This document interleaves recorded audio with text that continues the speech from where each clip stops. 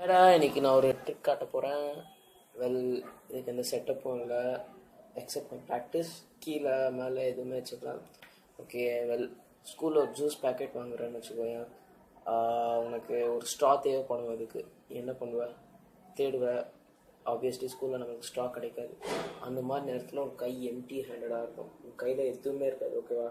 அப்போ என்ன பண்ணுறேன்னா, ஸ்ட்ராவை நினச்சிக்கோ. இந்த ஸ்ட்ராவை நினச்சிட்டு அப்படின்னு கையில் ஊது. ஆல்ரெடி சொன்னேன், உன் கை எம்டி ஹேண்டடாக தான் இருக்கணும், அப்போ தான் உனக்கு ஸ்ட்ராவ்லேருந்து வரும். ஓகேவா?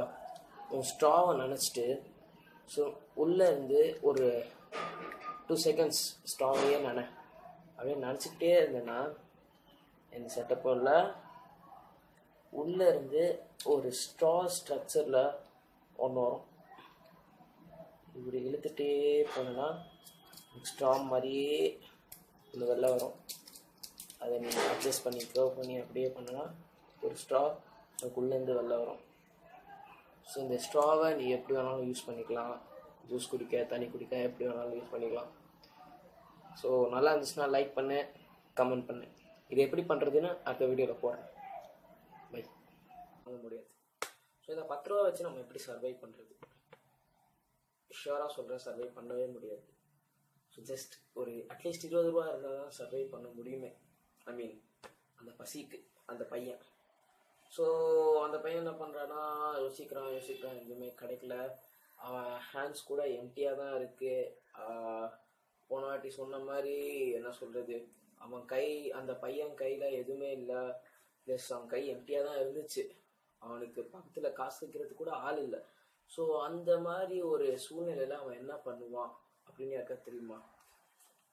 மறுபடியும் சொல்லிக்கிறேன், அவன்கிட்ட வெறும் 10 ரூபா தான் இருந்துச்சு. ஸோ அந்த மாதிரி சூழ்நிலை நான் என்ன பண்ணுன்னு சொல்லி தந்துடுறேன். அந்த மாதிரி சூழ்நிலை ஒரு 10 ரூபா எடுத்துக்கோங்க. எடுத்துக்கிட்டு ஒரு ஃபோல்ட் பண்ணிக்கோங்க. Just simple steps. இன்னொரு ஃபோல்ட் பண்ணிக்கோங்க. அப்படியே இன்னொரு ஃபோல்ட் பண்ணிக்கோங்க. இந்த மாதிரி ஃபோல்ட் பண்ணிவிட்டு எதுவுமே பண்ண தேவை.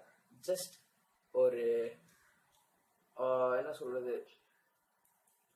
ஜஸ்ட் ஒரு தாட் வச்சுக்கோங்க போதும். ஸோ இந்த மாதிரி ஒரு ஃபோல்ட் பண்ணிவிட்டு சும்மா அப்படி ஊதுங்க. அப்படி ஊதுனோடனே அவனுக்கு ஒரு சென்சேஷன் ஆஃப் ஃபீலிங் வரும். நோட் என்னமோ பேங்க்லேருந்து வந்த மாதிரி. எனக்கு தெரிஞ்சு மறுபடியும் அந்த நோட் 10 ரூபா வராதுன்னு நினைக்கிறேன்.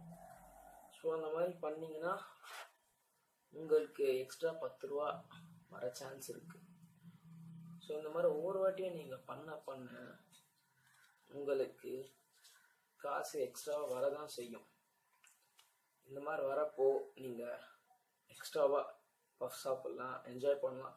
இதே மாதிரி நீங்கள் 10 20 50 60 70 அப்படியே மாற்றிக்கிட்டே போயிட்டு இருந்தால் எங்கேயோ போயிடலாம். ஸோ இந்த மாதிரி ஜஸ்ட் ஒரு 20 ருபீஸில் நீங்கள் செம்மையாக என்ஜாய் பண்ணலாம்.